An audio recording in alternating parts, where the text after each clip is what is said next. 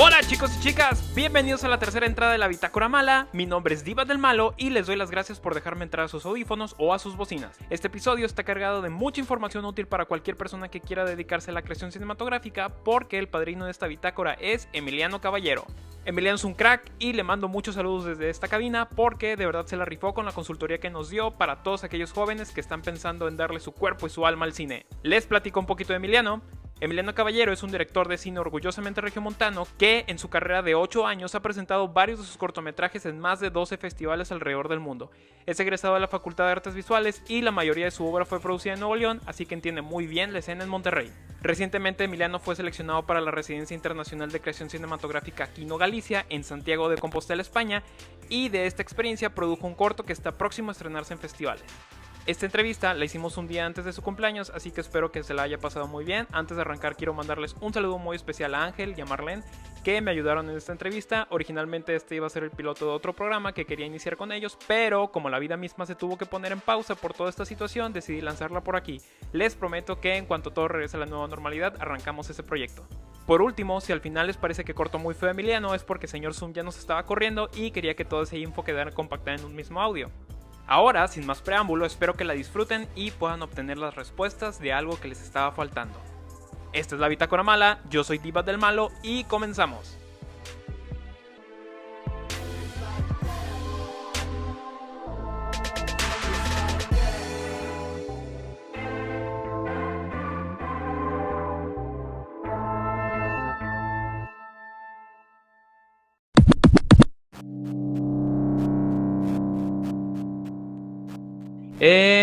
Emiliano, si te pudiera escribir una palabra, creo que esa palabra sería sobresaliente.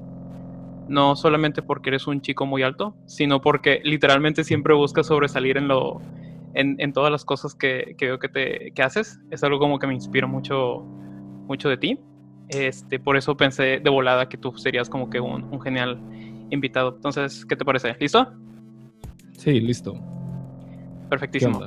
Siempre me ha sorprendido algo como que del proceso, voy a decirlo, creativo, porque se me hace que también como que entra en eso. ¿Qué es lo que siempre te motiva o lo que más te motiva en hacer como que estas ideas en tu cabeza, o hacer estos conceptos o hacer estas narrativas? Y el hecho de que como que te niegas a solamente que se quede en tu cabeza y lo llevas a algo tan complejo como la producción de un cortometraje. O sea, aunque puedan ser producciones, no sé, estamos hablando desde cine minutos hasta cortometrajes de 10, 15 minutos, pueden ser producciones súper complejas. La verdad, tú en tus producciones siempre pones como que todo tu alma y todo tu espíritu en esa producción. ¿Qué es eso como que siempre te está motivando a que no se quede en tu cabeza y llevarlo literalmente a verlo en la sala de edición o verlo ya en algún festival?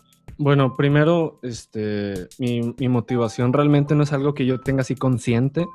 O sea, realmente siempre he sido así como un poco artístico. Antes de ser audiovisual, estudiaba música. Estudié música en la Escuela Superior de Música y Danza de Monterrey. Estuve estudiando guitarra 3 años.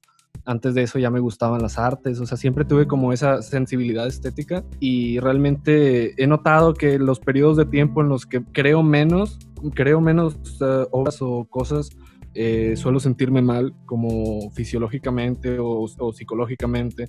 Entonces siempre ha sido como partir a hacer arte partiendo de una necesidad muy visceral, así como una comezón que te tienes que rascar, ¿sabes? O sea, no es algo que no pueda no hacer, y realmente no lo hago tanto así como para que lo vean otros, pero no sé por qué sí lo hago para que lo vean otros al mismo tiempo. Es como una forma de desnudar tu alma y querer que otros la vean, que creo que es algo que le pasa a muchos artistas de varias disciplinas, pero sí, o sea, realmente, no sé, yo creo que es el concepto el de la musa, del que habla Alejandro Magno en su libro Meditaciones, pero sí, digo, es algo que todos los artistas tienen como este llamado de crear y de plasmarlo así como en el mundo. Y creo que también que parte desde un lugar medio existencial, el hecho de que nos vamos a morir, ¿no? Todos, y qué va a quedar de nosotros después de que nos vayamos. Entonces siempre toda la humanidad, sea artista o no, intenta hacer algo que perdure o algo que tenga un impacto. O sea, todos intentan dejar su huella, ¿no? en el mundo. O sea, tú con este podcast es algo que va a estar en internet. Si algún día nos vamos, esto podría quedarse en internet más tiempo, ¿sabes? Entonces el día que yo me vaya, Sí, a menos de que se destruya el internet, se destruya YouTube y se destruyan mis discos duros, mis cortometrajes van a seguir ahí. Y si hago películas, esas también van a seguir ahí. Entonces va a ser algo de mí que va como perdurar y es como un pedacito de mi alma, un pedacito de alguna comezón de ideas o de algo que tenía que sacar, ¿no? Un sentimiento, algo que quería explorar y simplemente es eso. O sea, es algo que quieres plasmar y con la intención de que perdure. Este tema que mencionas de la mortalidad y de la obra, por así decirlo, como algo que vence el tiempo y se queda a pesar de que tú ya no estés, es algo como que muy cierto, o sea, me identifico mucho con eso. Siempre lo he visto como que muy reflejado tanto en exposiciones de museo o cuando piensas, no sé, en mi caso particular, en, no sé, estrellas de rock legendarias, de que John Lennon. O cuando vino la exposición de Stanley Kubrick aquí a Monterrey, me causó así como que mucho impacto ver cómo en un cuarto podías ver el inicio y el final de la vida de una persona a través de sus obras. Sí, claro. Pero sí, bueno, yo creo que el internet es todavía mejor en preservar. Bueno, todo tiene su pro y su contra, ¿no? O sea, en vida real las cosas se deshacen, la entropía le llega hasta las más antiguas y perfectas esculturas y eventualmente las deshace. O sea, el tiempo lo va a destruir todo. Por ahora en internet creo que hay un nivel superior de preservación de las cosas. Y es algo que también no hemos experimentado porque el internet es muy nuevo. Entonces no nos ha tocado vivir un YouTube de 100 años, ¿sabes? O sea, ¿qué va a ser YouTube en 100 años? Porque sus servidores son muy grandes, muy vastos. Su impacto es tan grande que yo no sospecho que en 100 años vayan como a extinguirse. E incluso si se extinguen, creo que primero antes más lo va a comprar, ¿sabes? Amazon lo compra, Disney lo compra, alguien lo va a comprar. O sea, hay un concepto, hay esta tendencia de preservar las cosas, ¿no? Como archivo histórico. O sea, no queremos que el mundo, la historia se pierda. Y lo hacemos desde antes de la tecnología, lo estamos haciendo con la tecnología. Entonces, si YouTube está en 100 años, mis obras van a estar ahí.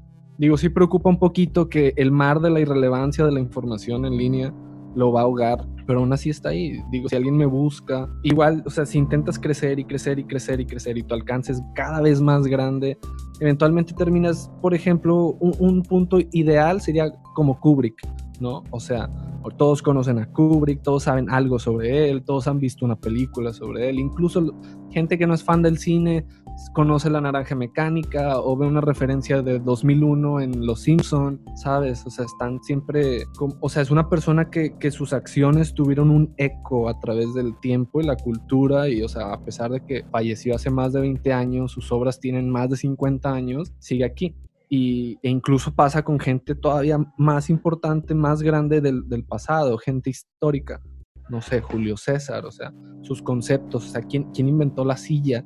¿Sabes? Inventó la silla, se murió, pero el concepto de la silla perduró tanto en el tiempo, ¿no? O sea, hasta la fecha, ahorita estamos en una silla, y es un concepto que una vez una persona tuvo, o sea, algo que estaba en su mente, que emana, y él tuvo el impulso de plasmarlo, ¿no? De plasmarlo en el mundo material. Somos muchas personas en el mundo y ha habido muchas personas en la historia y yo creo que todos de alguna forma u otra intentan como dejar sus legados, ¿no? Alguien abrió un negocio y espera que sea la próxima gran franquicia en el futuro. Y por ejemplo, todos tienen ideas y como el 90% de las ideas están equivocadas o no funcionan. O sea, uno está itinerando, ¿no? Ideas. Y unas innovan y se convierten en cosas para siempre y otras no, otras simplemente se quedan en el olvido, se quedan en tu cuarto, o sea, se quedan encerradas en un cajón, escritas en papel y hasta ahí llegaron. Entonces está siempre como esta lucha de ideas y uno está haciendo ideas y las está poniendo en internet. Entonces estoy haciendo cortos o cualquier otra disciplina artística o creación y las pones en internet y quieres que alguien las vea, quieres que se vuelvan virales, quieres que tengan alcance. Realmente es la lucha por combatir ese mar de irrelevancia en internet o en general de creaciones humanas, sí es difícil. Hay más posibilidades de fracasar en el intento, ¿no? Pero nada me impide morir intentando. Entonces yo prefiero batallar en lograr que la gente vea mis obras. Realmente por más que las promociono, por más que les meto, no sé, publicidad pagada, por más que las pongo en festivales, las pongo en YouTube, realmente no tienen un alcance universal. O sea, las ven a lo mucho un par de cientos de personas o las ven a lo mucho unas, no sé, 2000 y ya. Entonces realmente no sé qué va a pasar, o sea, realmente capaz hago unas cuantas películas, imagínate que me hago famoso y esos cortometrajes resurgen y comienzan a tener miles, cientos de miles de views. Y entonces estas obras están ahí para siempre. O que sea como los músicos que mueren a los 27 y después se hacen más famosos. Imagínate que estuve mi carrera y no me fue tan bien, o sea, me fue así como, o sea, pues hice una que otra película de bajo presupuesto y no, o sea, no soy el siguiente Kubrick, pero me quedé así como un poquito abajo, ¿no? O sea, relevante entre gente que hace cine. Y luego muero y me hago una leyenda del cine, así de que, wow, la gente de que me hacen una exposición en el museo en el año 2100 y yo qué sé, ¿no? Pero digo, no voy a vivir para ver eso, pero está ese potencial, ¿no? Como que el potencial siempre va a estar ahí.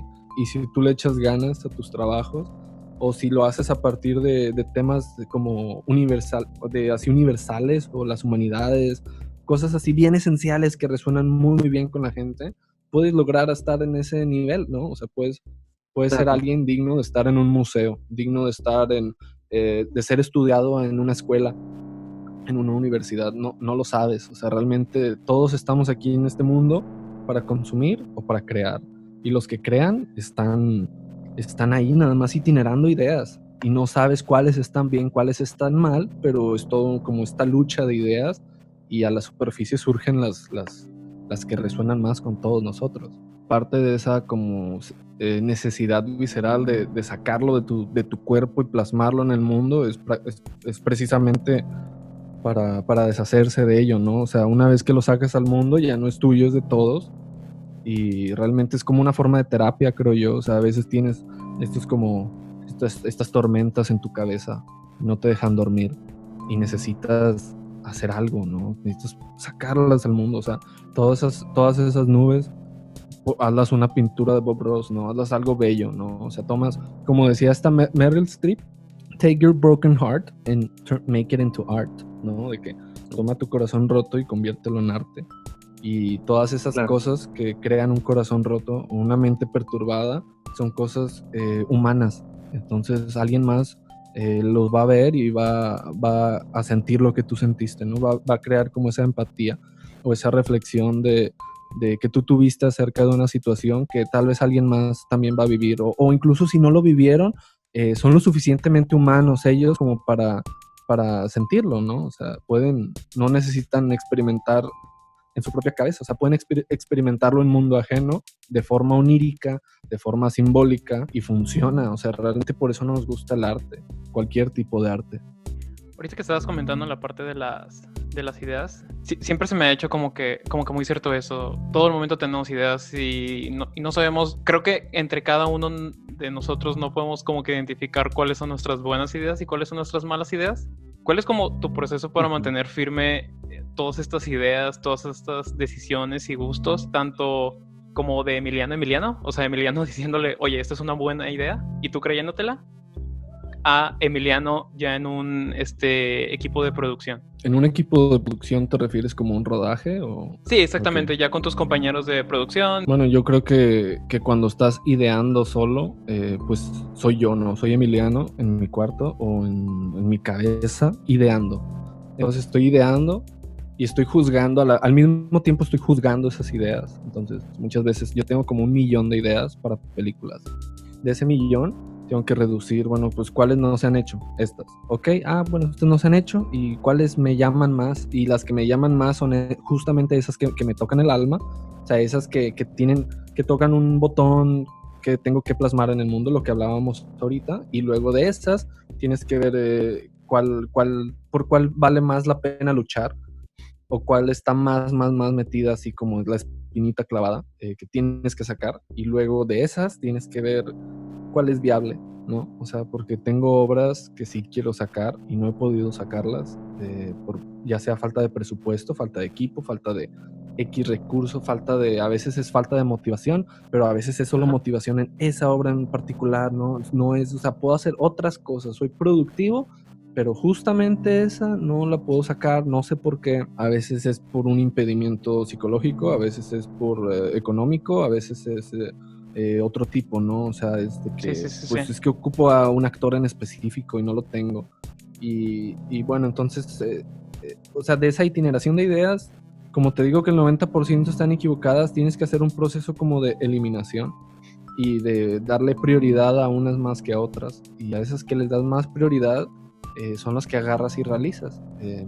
Son sueños, ¿no? Prácticamente, o sea, tienes un sueño chiquito, o sea, tienes como un metasueño, ¿no? Tienes como el sueño ideal a largo plazo, o sea, ¿qué quieres hacer? Yo quiero vivir de hacer cine, ese es como el sueño, pero ese sueño se compone como de más sueños chiquitos, ¿no? O sea, pues entre esos sueños está hacer más cortos, financiar un largometraje, escribir un guión, terminarlo, o sea, obviamente.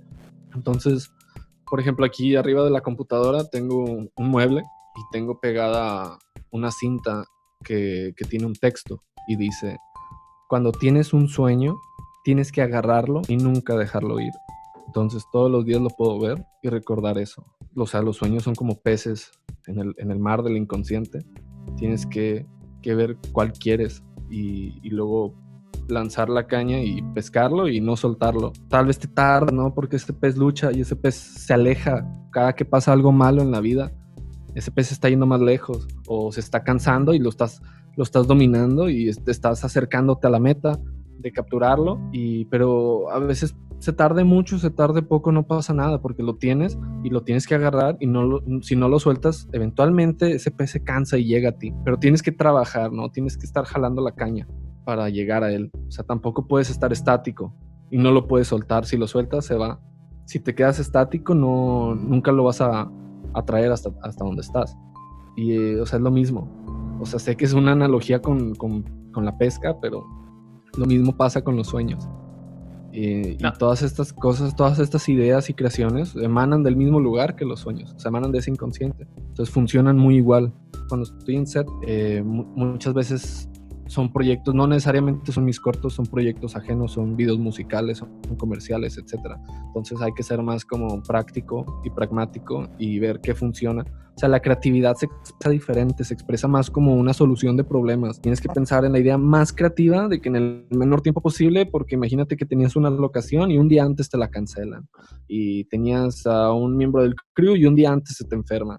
Y tienes que como sacarte la solución de la manga. Y en ese sentido, o sea, sí tienes que, o sea, la creatividad sí opera un poquito diferente, opera más como una solución de problemas en la inmediatez.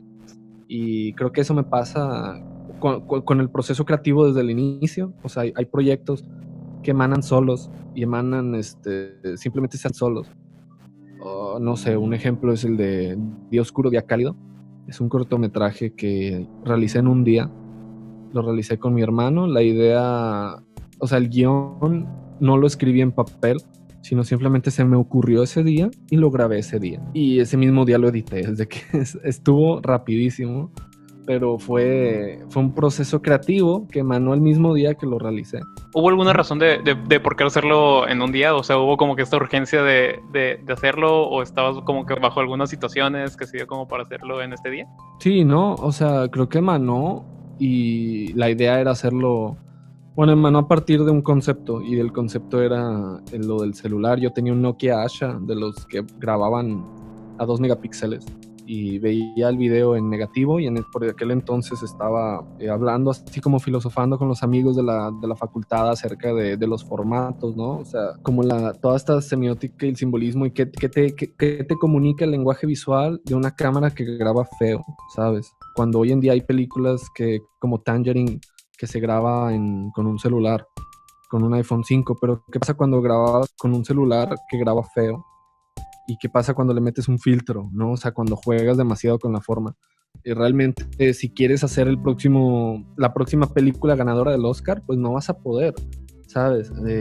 No vas a poder porque nadie te la va a aceptar, pero ¿qué sí sería apropiado para este formato? Entonces estaba pensando en esas ideas que simplemente nadan y llegué a una idea que dije, pues yo ya tengo, o sea, se me ocurrió la historia y pensé, esta historia funciona con este formato, porque es un formato caótico, es un formato así como ruido visual, ruido auditivo, caótico y estoy expresando los sentimientos de una persona que tiene justamente eso de forma psicológica. Tiene un ruido visual, o sea, sus percepciones están distorsionadas, o sea, está lleno de odio, entonces es como si todo el tiempo por dentro estuviera negativo, literal. Y una vez que lo plasmé, o sea, simplemente esa idea llegó a la perfección el mismo día que la hice. Y por eso mismo la hice, porque ya tenía el celular en la mano y ya tenía de que, o sea, el protagonista es mi hermano y ya estaba todo listo, o sea, no tenía que hacer tanto, simplemente emana. Y hay veces que tienes una idea más compleja o más larga o que obviamente no te llega en el instante, simplemente la soñaste un día, se te olvidó un poquito, pero ya sabes de qué va y la escribiste, o escribiste la sinopsis, ¿no? Y luego trabajas por estructurarla y trabajas en el guión y trabajas no sé, en aplicar un fondo y no te lo ganas, pero al aplicar al fondo hiciste la carpeta, entonces ya la tienes y comienzas como a ver qué te puedes ahorrar de presupuesto, o sea, te tienes que meter un poquito más en la cabeza como de productor que de director, porque como director tienes más la visión, más como lo ideal y acá como productor te tienes que poner más serio, verlo más como si fueras a hacer un trabajo en el que no te van a pagar o al contrario, un trabajo en el que tú tienes que invertir y tienes que tomarlo de la misma manera, o sea, tienes que ir a contratar gente y tienes que ir a hacer logística y planeación y toda una carpeta y que sí hago, o sea, yo hago las dos cosas, hago obras que emanan de una forma muy artística y hago obras que a pesar de que sí son muy artísticas, emanan de una forma más organizada, más como con cabeza de productor. Intento financiarlas, intento distribuirlas, intento así como tener mucha organización, especialmente cuando trabajas con un grupo grande de gente, como fue en no sé, Atardecer del Candor o Hasta que la luz nos alcance. Ahí tuve que trabajar con varias personas, entonces hay que coordinarnos a todos, no puedo simplemente sacarme las ideas de la manga en el mero instante y no saber qué voy a hacer, porque obviamente cuando haces eso, haces un desastre. Es muy difícil atinarle, excepto cuando es tú solo o poquitas personas. Si eres dos personas, tus amigos, hay un flow, hay un flujo distinto en el que fluyen las cosas. Emiliano, algo que te tengo que preguntar es curiosidad muy personal, porque siento que yo fui parte de esta respuesta que vas a decir, pero también como una especie de consejo abierto para cualquier persona que quiere entrar en este tema de los cortometrajes, entrar en cualquier aspecto que sea una producción audiovisual. Obviamente las personas que te rodean son súper clave para que este proyecto salga como lo tengas en tu visión, lo tengas como que en tu concepto o en tus sueños. ¿Cómo haces esa selección de tus compañeros de producción? O sea, ¿cuál es como que este criterio para ensamblar a tu crew de producción? O sea, tanto desde el tema de los actores, el tema de la gente que te está ayudando con aspectos técnicos. ¿Tienes como que algún método? ¿Tienes como que algún feeling? Que es como que eso que te dice, esta persona puede como que servir súper bien para esta idea que tengo. Sí, bueno, voy a responder esa pregunta. Solo se me hizo extraño que dijeras que fuiste parte de ella. Entiendo que igual es porque hemos colaborado en el pasado, más no siempre. La verdad es que a mí no me gusta tanto repetir gente con la que trabajo, me gusta mucho variarle. Si te fijas en mis cortos, casi todos tienen créditos totalmente distintos. O sea, la gente en los créditos es bien raro que se repita. Tú eres de las pocas personas que se repite, también Fanny, Sergio Aguirre, es de las pocas personas que se repiten en créditos, que es personas con las que trabajo más de una vez, pero la gran mayoría del tiempo trabajo con alguien en un corto y ya, de que bye. Pero no es porque, o sea, a veces es porque lo hacen mal, honestamente, pero no siempre es por eso. A veces son muy buenos trabajando, solo que también me gusta explorar cómo es la dinámica con otras personas. Hay gente con la que nunca he trabajado, pero admiro mucho sus trabajos y quisiera saber qué se siente trabajar con esa persona, o que cierta obra tiene cierto estilo que digo, mira, este fotógrafo ya está inclinado hacia este tipo de obras, entonces le voy a decir a él porque creo que le va a gustar la idea. Y alguien más, pues tal vez no, o sea, tal vez, o sea, si siempre hago cortos, no sé, en experimentales y luego hago uno que no es experimental, el fotógrafo tal vez no tiene la experiencia o para uno o para el otro tipo, ¿sabes? Y lo mismo pasa con otro tipo de obras. Realmente, o a veces es con quién estás haciendo el trabajo, con quién emana, ya que muchas de estas obras se hicieron como estudiante de audiovisual. Y aunque no se hicieron como proyectos estudiantiles, porque no lo son, creo que ninguno de los proyectos que muevo en festivales ha sido propiamente así como escolar. Siempre han sido que me los tomo muy a pecho, o sea, los hago porque digo, es que este lo voy a hacer sí o sí, o sea, no lo estoy haciendo por la tarea.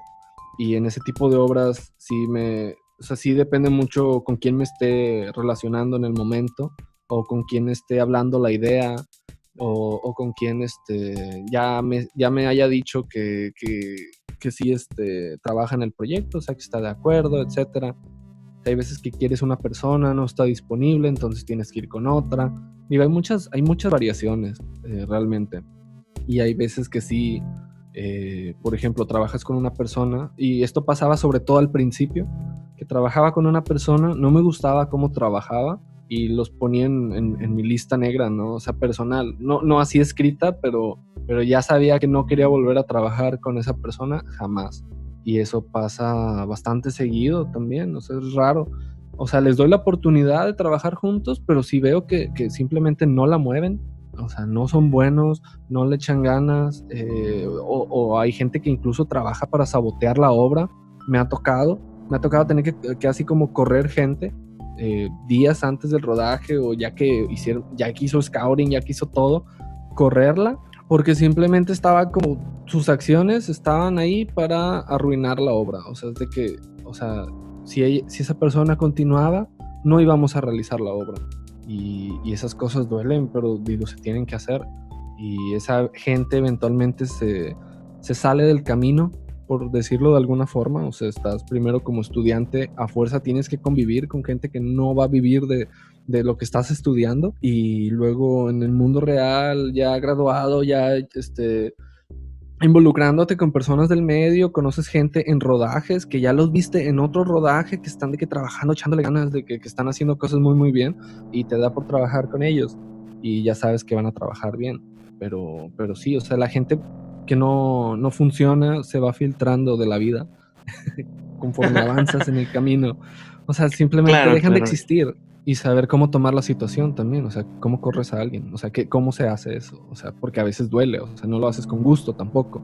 Es alguien en quien tenías esperanza de que esta persona va a trabajar bien, y resulta que no. Sí, pero son experiencias, son aprendizajes, y espero que para esas personas también, que digan, la cagué en una obra y no me volvieron a hablar, ¿sabes? O sea, en un trabajo te va a pasar lo mismo. Tú no le echas ganas, no te van a volver a hablar, o te van a correr. O sea, sí, pasa en la vida. Entonces, sí, exactamente. Ahorita estabas diciendo algo muy interesante, que era como que la parte dolorosa, porque obviamente la realización de cualquier obra, o la realización de cualquier producto o proyecto que tengas, viéndolo como que inclusive de una parte no artística, tiene como que esos puntos de dolor, y esas partes como que te aturden, o simplemente te hacen como que tener dudas en ti mismo. ¿Cuál es tu parte menos favorita en general en cualquier rodaje, por así decirlo, para no clavarnos exclusivamente en tu trabajo como cortometrajes? ¿Y cuáles son esas cositas que te hacen pensar dos veces de que, oye, ¿por qué estoy haciendo esto? Y si nos puedes decir un poquito cuál es tu proceso para superar como que este obstáculo. Bueno, cuando creo obras no estoy cuestionando, o sea, cuando hago un corto, eso no me hace cuestionarme por qué lo estoy haciendo de forma negativa, sino al contrario, o sea, me motiva a volver a hacer otra cosa. Y yo creo que la parte más dolorosa es cuando haces un corto y lo ves proyectado, o sea, ves el resultado final y te llenas de arrepentimientos de esas cosas que no salieron justo e idealmente como las querías, como las soñabas. O sea, cuando la visión que plasmas no es perfecta, que creo que siempre pasa. O sea, a veces el trazo no es perfecto. Y sucede que hay obras que fueron un desastre y no te gusta cómo salieron. O sea, realmente...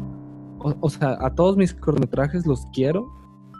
Cada obra que hago sí la quiero, pero hay obras que de repente no están como para mostrarlas en un festival, o no están como para mostrarlas públicamente como parte de mi trabajo. O sea, también está esa experiencia de regarla, de hacer algo mal. Pero es como que, o sea, es como que este criterio propio del casi como que, no me gustó. Como que a lo mejor la obra pudo haber estado ejecutada bien técnicamente, a lo mejor como que todo el pasado pudo haber tenido como que, oye, esta es una muy buena idea, y a lo mejor pasas como que este proceso y fue como que, a lo mejor hubiera hecho esto. Es como que completamente es desde un criterio, es eso que dices de que, oye, esto no está listo para un festival o para exhibirse, es completamente como que un feeling personal o interior que tienes hacia la obra. Sí, pero yo creo que le pasa a todos realmente. O sea, por ejemplo, nadie comienza siendo bueno, o sea, nadie. O sea, ponía este ejemplo de Kubrick antes, que te decía que era como el ideal máximo, ¿no? Es como, o sea, algo a qué aspirar. Pero realmente si te fijas en su primer película es terrible. O sea, su primer película, la de los soldados, no me acuerdo cómo se llama, pero es muy mala. Y sus primeros trabajos no son buenos. Sus primeras obras, o sea, tiene un documental de un boxeador y así, cosas que realmente no eran muy buenas. Yo estoy seguro que Kubrick las vio y dijo, no son buenas. O sea, hay que ser autocríticos también. Y nadie comienza siendo perfecto. Entonces pasa sobre todo al inicio de tu carrera, en cualquier disciplina que hagas, que estás haciendo algo y al principio tus primeros trabajos van a estar feos. Pero vas aprendiendo a hacerlo cada vez mejor, porque ya te la sabes. Y si eres consistente y si eres constante, vas mejorando. O sea, mejoras porque mejoras. Realmente, y me pasa casi en todas mis obras, que las hago, las veo y me dejan de gustar. Un poquito, o sea, las quiero, pero me dejan de gustar. Digo, ya no está tan chida y sé que lo siguiente que haga lo tengo que hacer mejor. O sea, el hecho de que la obra anterior me deje de gustar me motiva para que la próxima que haga sea mejor que la anterior. Y creo que vivo un poquito esa filosofía de vida. Realmente, cada que hago una creación, si no es la mejor, si no es perfecta, pues ni modo, pero la que sigue tiene que ser mejor que la anterior. Y si sigo esa línea de progresión, que cada cosa que haga sea mejor que la anterior, eventualmente mejoras y llegas a un punto bastante profesional. O sea, realmente yo ahorita no estoy en una etapa de mi carrera en la que yo quiera hacer obras como las que hacía en la facultad. Realmente quiero hacer obras mejor hechas, mejor realizadas o más grandes, o que presenten un mayor reto para mí.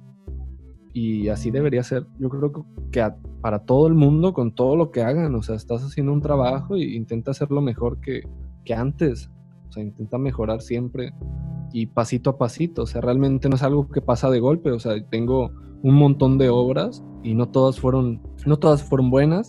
Y de las buenas, la que le sigue, siempre luché porque fuera mejor que lo anterior que hice. ¿Crees que viéndolo desde el lado positivo de haber terminado el proyecto, este sentimiento que dices esta motivación o ese sentimiento que dices de que, oye, lo pude haber hecho mejor, es la mayor recompensa que tú sientes cuando concluyes un proyecto? ¿O sientes tú que por ahí a nivel personal o a nivel profesional concluir un proyecto te trae como que otra recompensa?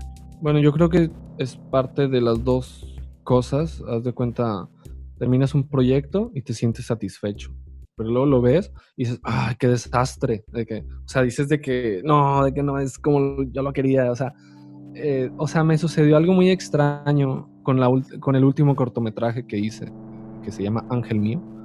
Aún no se estrena, lo hice en España. Entonces, ¿cuento la historia sobre eso? Sí, por favor. Igual y si quieres platicarnos un poquito de esta anécdota y luego nos vamos un poquito más al tema, que nos cuentes qué estuviste haciendo en España. Estuve en una residencia internacional de creación cinematográfica en España. Estuve 2 semanas, fui becado, quedé como director. Entonces realicé cortometrajes, dirigí 2 cortometrajes y fui director de fotografía en un tercer cortometraje.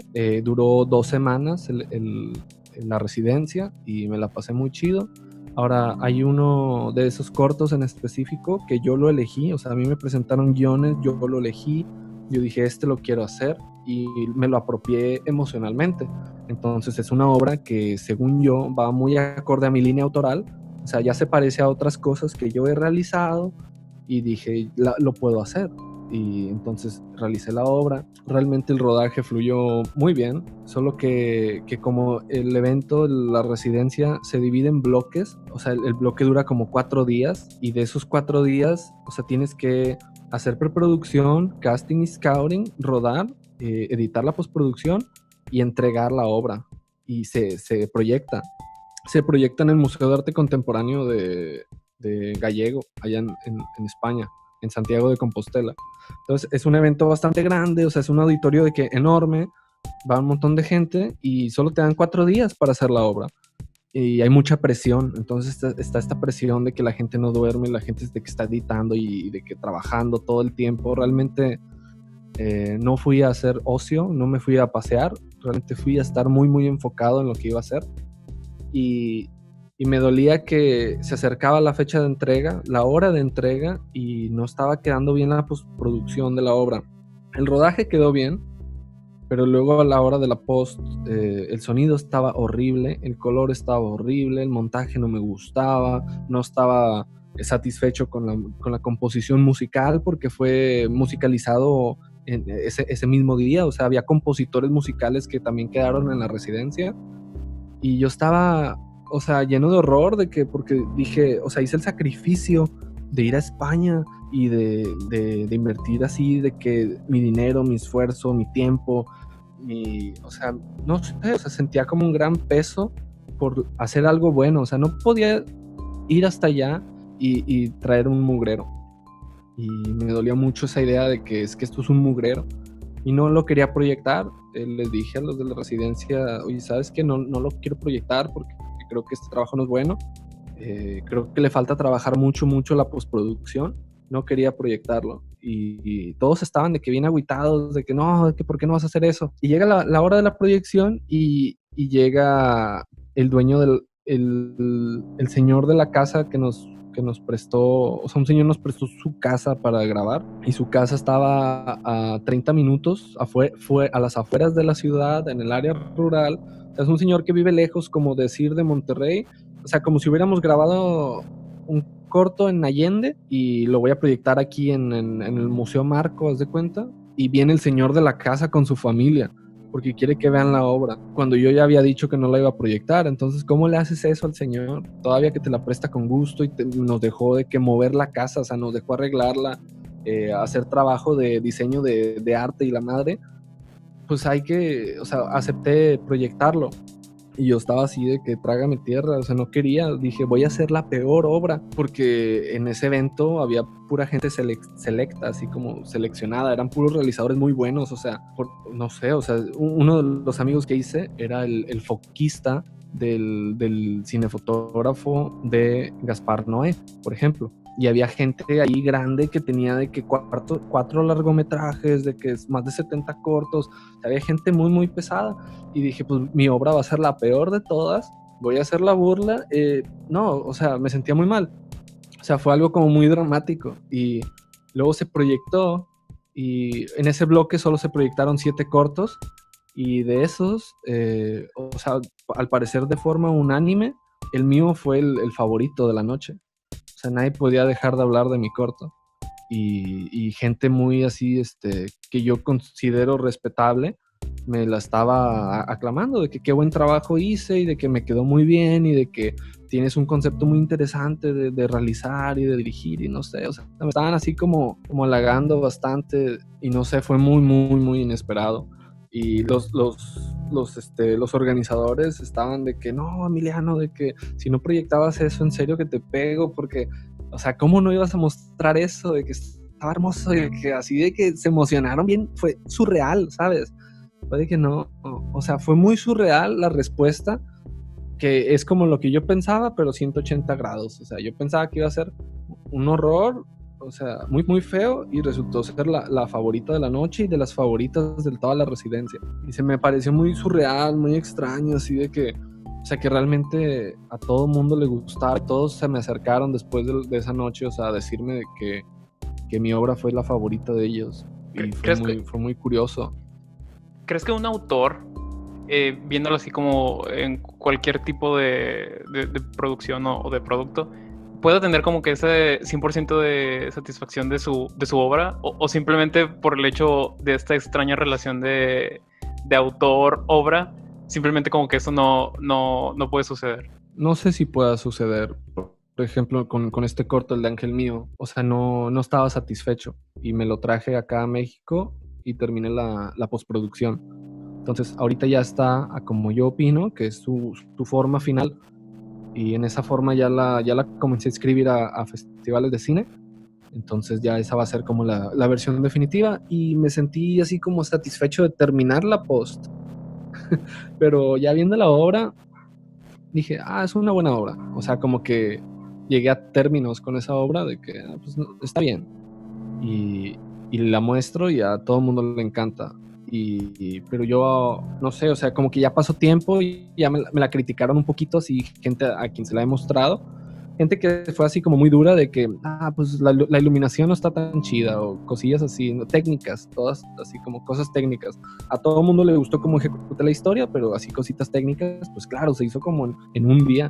Y no sé, o sea, realmente no me siento tan satisfecho. Siento como un pequeño coraje que me motiva a pensar, quiero hacer otra cosa que sea mejor que esa. Y yo creo que ese es uno de los motores principales de arranque, que no importa qué tan buena es, al parecer siempre tengo esa sensación de que pude haber hecho mejor y quiero hacer otra obra y quiero que esa sea mejor. Después de estos 8 años que estás platicando que llevas en constante producción, en constante creación, ¿qué nos puedes decir de la experiencia de hacer eso aquí en Monterrey? Si nos puedes dar como que la experiencia de hacer cine en Monterrey o la experiencia del cine regiomontano. Tanto como tu experiencia personal, como si le puedes dar a la gente un panorama general. Experiencia personal, yo creo que cuando me metí a la carrera, las DSLRs eran bastante nuevas, no tenían más de 3 años siendo populares entre la gente, y antes de eso era más difícil y más costoso estar haciendo obras audiovisuales, y la gente que hacía obras audiovisuales, por ejemplo, en los 2000 hacía cosas muy feas, así como estéticamente, técnicamente, no sé si te diste cuenta. Hubo muchas obras muy muy feas, o sea, si no eras hollywoodense, si no podías pagar rollo fílmico, estabas frito, tenías que hacer algo con una cámara de estas de video caseras o tipo DV-Cams, y realmente esas cámaras tienen como unas texturas digitales o de la cinta que no son tan cinemáticas, ¿sabes? No te recuerdan como al 35 milímetros, no te recuerdan a lo que es cine, te recuerdan más a video, ¿sabes? O como a tele. Y realmente era muy difícil hacer estas obras estéticas y no había industria o sea, no había pues nada realmente, o sea, igual por la tecnología que había y porque las redes sociales no estaban tan establecidas, pues realmente hacer cine antes del 2010 en México era casi imposible. O sea, tienes todos estos ejemplos de cineastas que se tuvieron que ir a otros países o Estados Unidos para poder hacer cine, porque en México de verdad no se podía, y más porque era caro. Entonces llegan las DSLRs y ahora todo el mundo tiene una cámara y se vuelven muy populares. O sea, DSLR, la Canon T2 se usó para grabar, o sea, una Canon DSLR se usó para grabar el final de temporada de Doctor House, cuando eran nuevas, o sea, cuando era la gran novedad. Y ahorita tú miras esas cámaras y te burlas, o sea, dices, pues es que esa cámara es una basura, pero cuando llegó era una herramienta muy revolucionaria. Entonces yo creo que esos avances como tecnológicos ayudaron a volver popular el medio audiovisual, y más porque cada vez más personas pudieron acceder a una cámara o equipo de software de edición. O sea, ya no es corte y pega en rollo, ahora es corte y pega en tu computadora, y todos ahora tienen computadoras que sí aguantan los programas del Premiere y el Final Cut. Entonces llega esta accesibilidad tecnológica y esta moda, bueno, no es moda, pero así como, pues sí se puso como algo más popular. O sea, realmente ahora todo es contenido digital, ¿sabes? Todo es contenido para redes, todos los negocios quieren un comercial, quieren que alguien les maneje redes y les haga imágenes e Insta Stories, y que que todo sea así como que se vea cinemático, entonces ya todos están en ese nivel y realmente ahora hay más gente involucrada en querer hacer cine, por simple crecimiento de industria, ¿no? O sea, aunque algunos se van a otras áreas, social o publicitario, por pura probabilidad y estadística hay más gente queriendo hacer cine. Entonces yo comienzo haciendo cine cuando las DSLRs no eran tan viejas, o sea, eran relativamente nuevas. Una Canon T3i no era vieja, o sea, tenía 2 años de existir, o 3, y no había tanta gente haciendo cine, pero como que a mí me tocó esa ola de gente que comenzaba a querer hacer cine. Y cuando hice el cortometraje de Hasta que la luz nos alcance, yo lo hice a partir de una frustración de que ya iba en tercer semestre, en tercer semestre de la facu, y no veía a nadie encaminado a hacer cine. O sea, todos estaban así como bien verdes, había mucha gente de nuestra generación muy desinteresada de la carrera. Mucha gente que hoy en día no se dedica a nada de la carrera, y yo solo veía a esa gente y decía, pues qué raro, o sea, yo me metí aquí porque quería hacer películas, o sea, yo no me metí aquí porque quería trabajar ni en tele, ni en social, ni en publicitario. Mi meta no era como poner mi agencia y así, o sea, yo venía porque quería ser como Tarantino o como Robert Rodríguez, yo quería ser como Kubrick o como Spielberg, no vine para hacer otra cosa. Entonces, ¿qué estoy haciendo? ¿Por qué nadie está haciendo nada? Porque en la escuela no nos están poniendo a hacer cortos. Entonces yo me propuse hacer un corto o sea, por mi voluntad. Realmente, o sea, luché por eso y lo logré. Entonces realicé este corto y más o menos en ese tiempo la escuela hizo como una convocatoria donde los profesores iban a apoyar como 3 o 4 cortometrajes de estudiantes para competirlos en la MESE, que es la muestra estatal de cine estudiantil del Festival Internacional de Cine de Monterrey, en el 2013 o 2014 creo. Y realmente, o sea, yo apliqué con la carpeta Hasta que la luz nos alcance, no quedó y me molesté, dije, o sea, es que si esa va a ser la única oportunidad, o sea, si la única oportunidad de hacer cine aquí va a ser ganándote una convocatoria donde aplican 100 y solo ganan 3, o sea, no vale la pena esperar a que la escuela haga algo por mí, o sea, tengo que hacer yo algo por mí. Entonces hice la obra por fuera y me gustó cómo quedó y la festivalía y todo cool, pero me di cuenta que de repente sí había más gente queriendo hacer cine, pero como que todos empezaron al mismo tiempo. O sea, yo creo entre 2012 y 2014 comienza a abrir los ojos Monterrey como quiero hacer cine. O sea, más gente, ¿no? Porque ocasionalmente hay gente aquí en Monterrey que es mayor, que están en sus 30s, que tienen como 30 para arriba, que sí están aspirando a hacer cine, pero no les tocó una buena formación educativa en la escuela y tienen mucha como experiencia en rodaje, o sea, por práctica, por la edad y porque tomaron cursos o igual de que por su voluntad quisieron hacerlo, pero es muy muy poquita y es muy muy rara y es gente que está muy muy involucrada en el medio. Entonces cuando la tecnología no impulsa a 1000 huercos por semestre a querer hacer cine, realmente emergen muy poquitos, emergen como unos 3, unos 5, así de que por año. El tema este de la facilidad de la producción es como que lo que más tenemos que estar avalando ahorita, o sea, lo fácil que ya es producir ciertos tipos de contenido. Un ejemplo Emiliano, claro. Nos quedamos un poco cortos de tiempo, no nos queda nada más que darte muchas gracias por aceptarnos la invitación, desearte un feliz cumpleaños y darte estos últimos 3 minutitos por si tú quieres agregar algo. Vale, bueno, muchas gracias por tenerme en el programa. Bueno, supongo que lo que iba es que cada vez es más accesible, cada vez es más fácil y que tenemos o sea, estamos bendecidos con la oportunidad de tener un mayor alcance que aquellas personas que llegaron antes que nosotros. O sea, para nosotros es más fácil que si queremos hacer cine de verdad, poder hacer cine de verdad, no quedarse como con las ganas. No luchar tanto como esas personas que te digo que son mayores, que en Monterrey quieren hacer cine desde hace 1000 años y gracias a que el mundo los alcanzó, ahora sí lo están haciendo.